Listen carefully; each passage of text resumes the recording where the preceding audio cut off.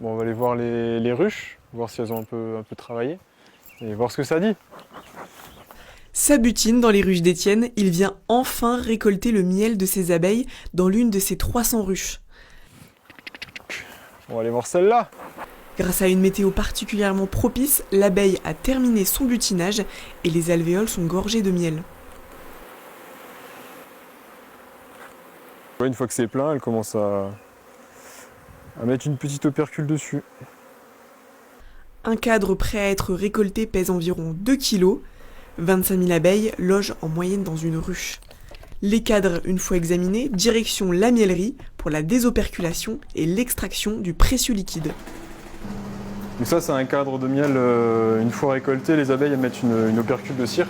Donc la première étape, c'est d'enlever cette petite opercule de cire pour justement en dessous pouvoir extraire le miel. Donc la première étape, c'est cette machine-là. C'est un couteau qui chauffe et qui vibre et qui va délicatement enlever les opercules.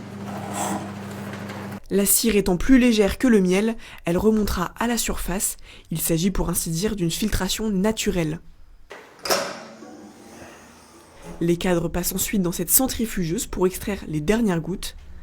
Le nectar des butineuses sera stocké et filtré dans des barils avant de finir en pot. Voilà. Miel de sapin, tilleul, châtaignier ou encore tournesol, à chaque période son miel et sa texture. Tu as des nectars qui sont plus riches en glucose, d'autres en fructose. Donc c'est pas des sucres qu'on rajoute, c'est la fleur qui donne ça. Quand il y a plus de glucose, ça fait des miels qui cristallisent, comme le tilleul par exemple. Et quand il y a plus de fructose, comme l'acacia ou le châtaignier, tu as des miels qui sont liquides.